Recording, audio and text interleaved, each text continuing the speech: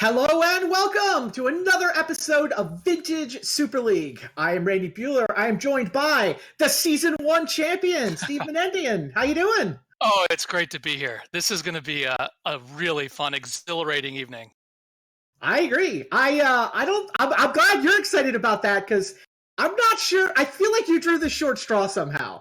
Everybody's trying out Lavinia. None of us are sure quite how good she is. It's certainly exciting to have, the new set, have a card that does certainly seem relevant to Vintage.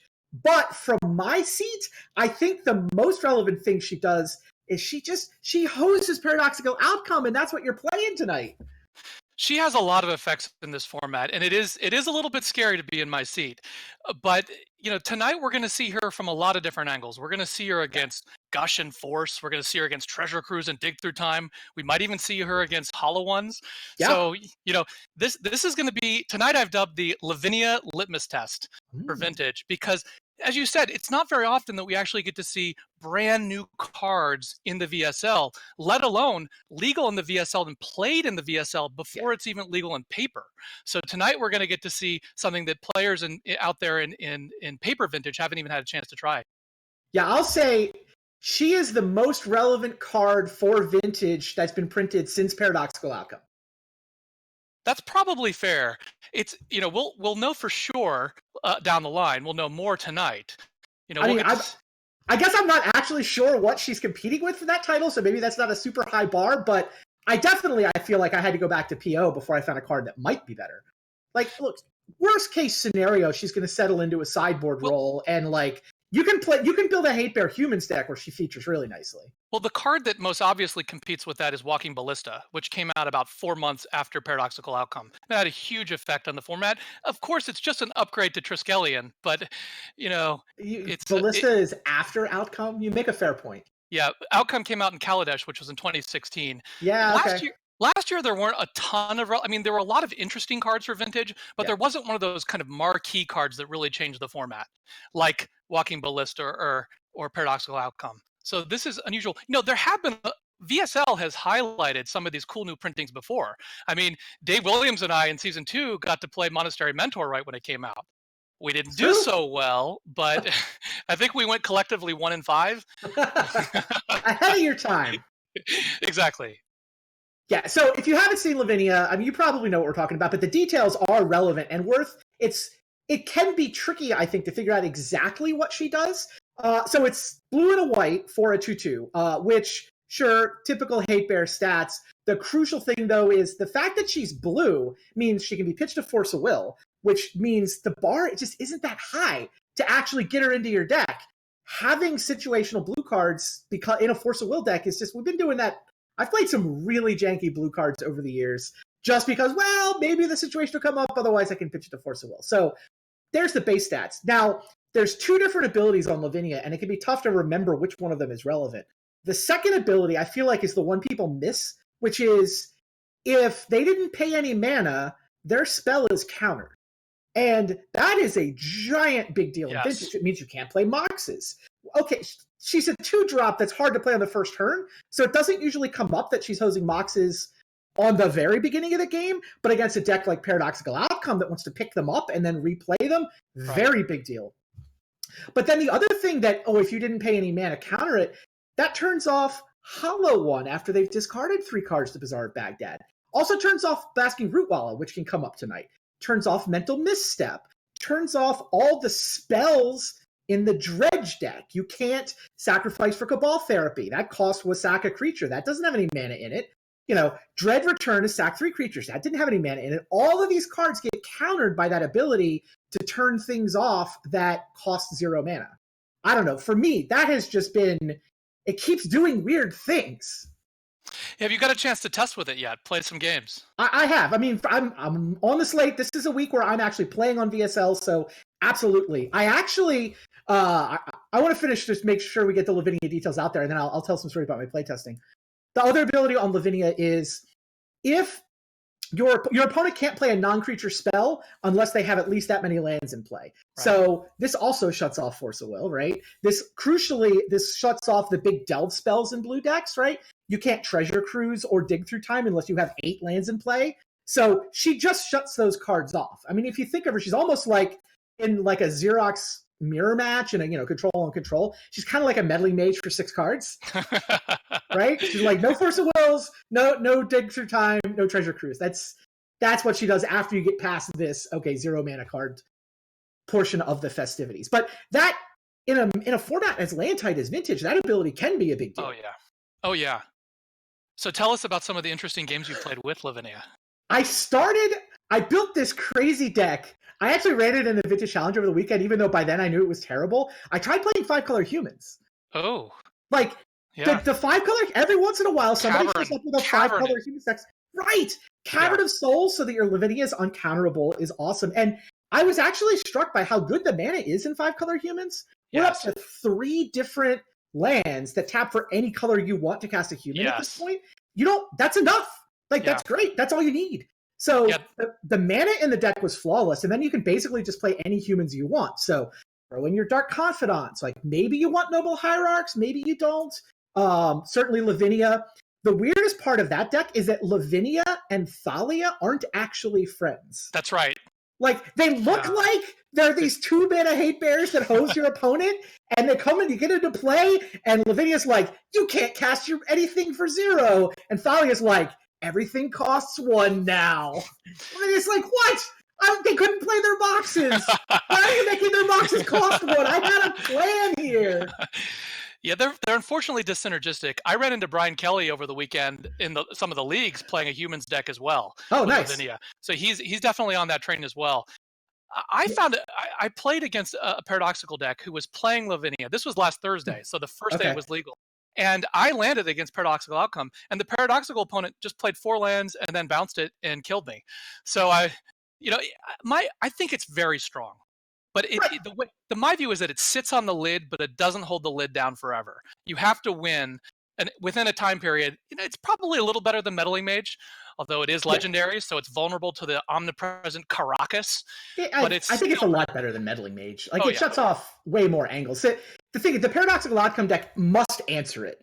It's not like, oh my god, I played this card and now you can't win, right? It's not Stony Silence. Right. But it's a main deckable, blue, a thing that can also attack for damage that can, get in some chip damage. So it is answerable. You're right. Caracas is the cleanest answer. That's obviously very killable. It's only a 2/2.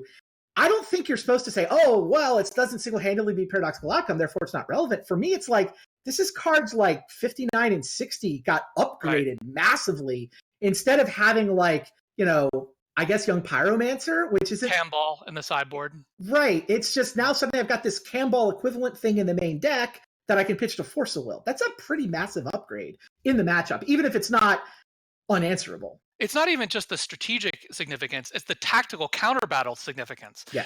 Just shutting your opponent off from Force of Wills over the course of a game has a huge effect. It's interesting. I found myself bottoming treasure cruises with preordains, right? You know, Yep. the cards, the whole value proposition across the array of cards changes pretty significantly with one of these cards in play. I found myself using it as almost an abeyance. It's just like you put it out there, Right. and like if they have a Force of Will in their hand, they have to force it. It's Right. almost just like use it or lose it. Like let this resolve, and I can cast my real thing that I care about, or use your Force of Will, and then my thing I care about is actually going to resolve. Well, I think that's what's so interesting about tonight. I mean, when Dave and I played the Mentor deck that in season 2 of the VSL, we were both playing the same deck. You know, tonight we're going to get to see it in a variety of circumstances. We're going to get to see it against Xerox. We're going to get to see it against PO. We're going to see it as a weapon. And that, by the way, that survival deck looks like it has potential to be incredibly fierce in this metagame. You know, the way it can attack multiple angles simultaneously. No, it doesn't mean by the end of the night we're going to know definitively how good Lavinia is, but we're going to see a lot. So I agree. Yeah, the survival deck to me, I don't. So in terms of homes for Lavinia, she is hard to cast in that survival deck. I mean, that survival deck's lucky you can cast a Noble Hierarch, and now it's going to cast a white-blue spell? You're like, I got Thalia into play, huzzah! That's not even plan A, but she's fine. I mean, players definitely have to think a little bit more about how to build a mana base to make Lavinia a little bit more reliable. One of the tweaks that I made was I inserted Lotus Petal, which does not see a lot of play in Paradoxical Outcome, but I wanted to really increase my turn 1 Lavinia quotient to the max, you know, ramp that up. I definitely had a Petal in my 5-color Humans deck. And I've seen some lists online that have been playing Survival with Mox Diamond to try and get more consistent Lavinia. So we'll see as this thing unfolds. That's interesting. Yeah, the tricky bit with the survival deck is super powerful, and I don't have a ton of experience with it or against it. It is very powerful. I'm glad we get to see it come back again. I think that deck is a very relevant part of the vintage metagame. It's certainly, you know, it's got the high roll draws, right? When you draw well with that deck, what is the opponent just often there's nothing they can do. So let's get to the scouting report, Randy. Okay. What was your scouting? What was your expectation of what players would bring tonight? My prediction for the night was blue, lots of blue. Well, you nailed that. Yeah, no, I knew I didn't want to play. I also knew I didn't want to play something that was vulnerable to Lavinia. Like in the Xerox deck, like I said, she functions kind of like a meddling mage for 6 cards, which is not the end of the world, right? You can, and I think it's more than that, but yeah, between missteps have to be played a little bit differently. Yeah, that's fair. You're right. And the late mid-game Moxen are affected. Sure, you're right. But what I did with mine's pretty I have a pretty heaping helping of removal. Like if you look at my Xerox list, I've got Bolt. I've got bolts. I've got all 4 Swords to Plowshares. Between the main and side, yeah. I got to the end of sideboard tweaking, and I'm just like, you know what? Somebody is going to have some crazy creature concoction. I'm going to cut a Dredge Hate card. I'm going to cut a Workshop Hate card. Like, this list is light on Dredge Hate and Shops Hate, but I was right. Like, there's no Dredge and there's no Shops. And I get all those sorts of Plowshares as a result, which is good if you care about Lavinia. It's also good against something like the survival deck that showed up here. So I'm content with this list. I feel pretty good about the way I anticipated the meta. I feel like I'm well positioned. I don't think I have the optimal version of a Lavinia Xerox list. Right? This is a good first step, I think, in building like the Jeskai cantrip fueled control. But like, one Pyromancer is probably within 1 of being correct. Maybe it's supposed to be 0. Maybe it's supposed to be 2. I don't know if you're supposed to try to reduce blue. I don't know if you're supposed to try to reduce the red down to just a tiny splash. But I just because I thought the meta would be so blue tonight, I really wanted my Pyroblasts. I wanted main deck Pyro, sideboard Pyro, and if there wasn't going to be shops, I could get away with kind of a greedy 3-color build. Well, you almost made the white your secondary color as opposed to the tertiary color. I mean, it's pretty close. If you look at the sideboard, it's very heavy into white. Yeah, and that's why I've got one of each basic, right? I can swap the planes in. I think sometimes I swap the planes in and the mountain out is what happens. Yeah, because you really want the consistent turn to Lavinia.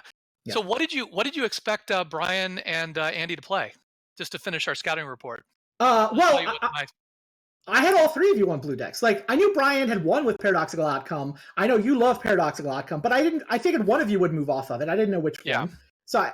And that's basically what happened. And Andy was going to have something weird, and I knew that. probably blue. Like, he loves to go off on the edges of the blue archetypes Yes. and try to innovate, right? Whether He it's does. He's very good whatever at innovating. that, He yeah, innovated Empty the Warrens. He was the first person to play that back in the day. He's definitely an innovator with blue, but he also has a penchant for playing some of these weird workshop decks as well. So if I thought there was a player who played a workshop deck, it was going to be Andy. yeah, I mean, I didn't cut all the workshop hate from my sideboard. I've still No, got a couple of shattering sprees, but yeah, he played. What's the there's the fly like 3/4 flyer that gives something flashback every turn. It's like the Snapcaster. Not Restoration Angel, but Right, I can't remember the yeah, name of the card, but I feel like that's exactly a brass mid kind of card. right, Like, he showed up definitely, at Champs one year with that card out right. of a commander product, and he's like, "This is going to be great." Kess, And he thank you, played chat. right, and he played Survival this year at Vintage Champ. So I thought Yeah, it was true. interesting. I expected there to be a PO deck. I expected there to be a Xerox deck. I thought you were going to play Rug, and I thought there was a good chance that Andy might play Survival. So my expected metagame came in, but not the players. Oh, They funny. weren't lined up in the arrangements I thought they would. Yeah, before Lavinia was printed, I definitely liked the rug version of Control. Like, I think Sperling's deck, like, I took Sperling 75 and Yes, won a challenge with it one weekend last you month. did. So I think that deck that was my choice. If I'd been playing week one, I would have just showed up with something pretty close to Sperling's of Eternal Champs. But I mean, I wanted to play with the new toys. I wanted to make sure Lavinia got played. Well, you weren't alone there. We all Yeah. felt the same way. All right. Did it sounds like man, we've been talking about this for 15 minutes already. We've got players. How about we stop talking about Lavinia and see if we can watch her? Here comes round one.